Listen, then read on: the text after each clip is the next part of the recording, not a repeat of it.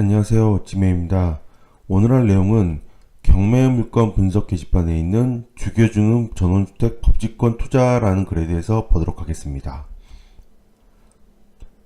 양평군 서정면에 나와 있는 전원주택입니다. 일단 내용을 보시면 서정면은 전원주택으로 참 유명한 곳이죠. 펜션도 많고 전원주택도 많고요. 위치가 참 좋습니다. 근처가 전부 다 이렇게 뭐 펜션이라든가 전부 다 이런 휴양지 뭐 이런 곳들이 많이 있는 곳입니다.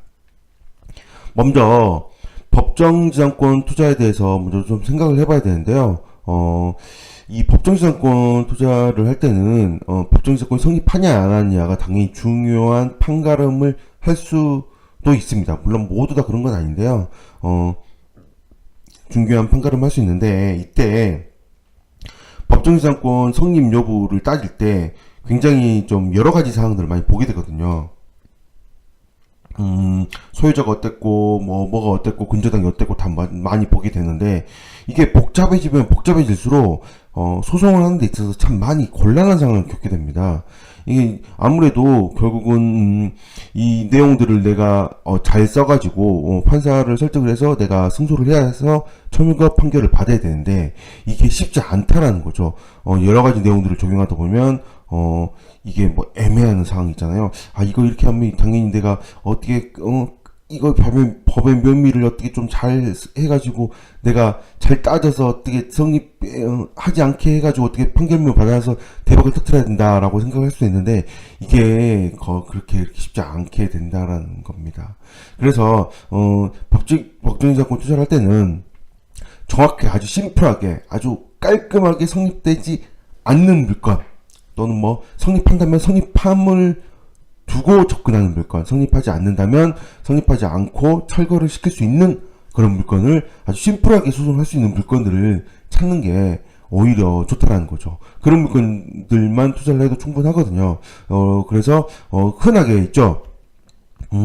토지에 근저당 설정 당시에 건물이 있었고 그리고 토지와 건물이 동일인이고 그리고 토지와 건물 소유자가 달라지면 법정지상권 성립합니다. 즉 이거 반대로 얘기하면 토지의 근저당 설정 당시에 건물이 없었다면 애초에 법정지상권 성립 여부를 따질 수 없게 되는 거죠. 즉 토지에 건물이 없는 상태에서 토지에 근저당을 잡고 나서 이후에 건물이 올라간다면 이렇게 건물이 올라간다면 그리고 나서 이 근저당에 의해서 토지가 경매로 낙찰이 된다면 이 건물은 법정지상권이 성립하지 않게 됩니다.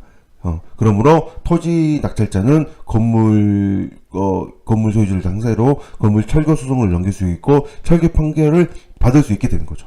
그래서 이렇게 아주 서류상으로 간단하게 답이 나오는 이런 물건들은 오히려 어떻게 보면 법정지상권 투자를 하는 사람들 입장에서 쉽게 접근을 할 수 있는 물건이기도 하고 하지만 또 그 소송을 함에 있어서 굉장히 간단하게 승소를 할 수 있는 한 번 정도 쉽게 경험을 해볼 수 있는 그런 물건이지 않을까 싶은 생각이 듭니다. 자, 이 물건 봐보면요. 토지에 근저당이 설정되어 있습니다. 2013년 8월 30일 설정되어 있죠. 그래서 이 근저당 설정 이후에 건물이 지어졌다는 증거만 찾으면 아주 확인을 할 수 있는데 뭐 스카이브나 로드뷰로 확인할 수 없었는데 건축물 대장을 확인해 봤더니 아주 간단하게 답이 나와 있습니다. 2014년 4월 18일 허가를 받았죠. 즉 착실하게 이렇게 신고 다 해놨으니까 근저당을 설정하고 약 10개월 후에 허가를 받고 착공을 또 3개월 후에 착공을 하고 그 다음에 2년 정도 걸려서 사용 승인을 받았죠. 그래서 이 물건은 법정지상권이 성립하지 않습니다.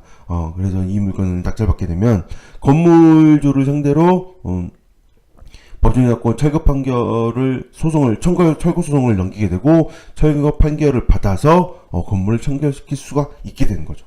그러면 이 물건은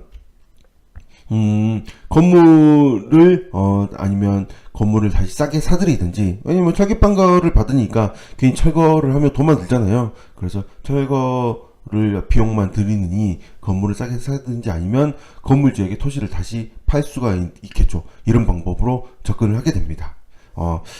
이 철거 판결을 받기가 쉽기 때문에 그나마 좀 날짜가 그나마 좀 그 시간이 많이 안 걸리겠죠. 자, 그림을 봐보면 이런 건물입니다. 차도 뭐 좋은 게 있고요. 좋은 차가 있고 건물도 상당히 좀 그렇게 돈이 얼마나 들었을지는 건축비에 대해서는 어느 정도 들었을지는 가서 확인해 봐야겠지만 그래 나쁘지 않아 보입니다. 나쁘지 않아 보입니다. 어쨌든 이런 경우에는 세컨하우스로 쓰고 있을지 아니면 진짜 사용하는 집일지에 대해서 알 수 없지만 아무래도 세컨하우스일 가능성이 좀 높지 않을까 싶은 생각이 들고요. 그리고 또 재미있는 거는 현재 이 물건이 5번 물건이었는데 4번 물건도 동일하게 진행 중입니다. 4번 물건도 보다시피 동일한 건물입니다. 이 옆에 있는 건물이 이거겠죠. 이것도 똑같이 이렇게 2013년도에 근저당 설정이 되어 있고 2014년 2월에 허가를 받고 착공을 근저당은 8월 30일인데 착공은 9월 13일 날 했죠. 그래서 근저당이 없는 건물이 없는 상태에서 근저당을 잡았으므로 이 물건 또한 법정이자권이 성립하지 않게 됩니다. 그래서 법정이자권 투자를 생각하시는 분들이 있다면 이런 식으로 일단 먼저 확실하게 서류상으로 딱 구별이 될 수 있는 물건을 먼저 보는 게 좋습니다. 가장 이렇게 근저당 설정 날짜가 있고 건축물 예정의 날짜가 이렇게 정확히 다 나와 있다면 이런 식으로 접근을 할 수 있겠죠. 어떤 분들은 이런 생각을 할 수 있습니다. 허가를 이때 받았지만 실제로는 그 전부터 건물이 먼저 지어져 있었다라는 게 있다라 한다면 그거에 대해서는 이 채무자가 증명을 해야 되는 부분인 거죠. 그게 쉬울까요? 쉽지 않습니다. 로드뷰나 스카이브로도 볼 수 없고 그 관련 내용들을 가지고 있지 않기 때문에 어쨌든 서류상에 나와 있는 근저당 날짜가 이 건물이 지어진 것보다 먼저이다라는 게 중요한 항목인 거죠. 그러므로 법정이자권이 성립하지 않기 때문에 이 물건은 낙찰받고 나면 건물을 싸게 사들이는 게 좋지 않을까 싶은 생각을 해봅니다. 그래서 법정이자권으로 건물주에게 다시 파는 것도 생각해 볼 수 있겠지만 토지 가격이 만만치 않습니다. 1억 8,600이고요. 두 번째 물건 같은 경우는 2억 4,900입니다. 토지 가격이 만만치 않기 때문에 반대로 건물을 좀 싸게 사들이는 거 어떨까?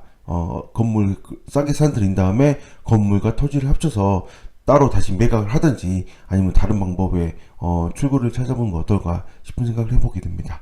네, 오늘은 여기까지 하겠습니다. 감사합니다.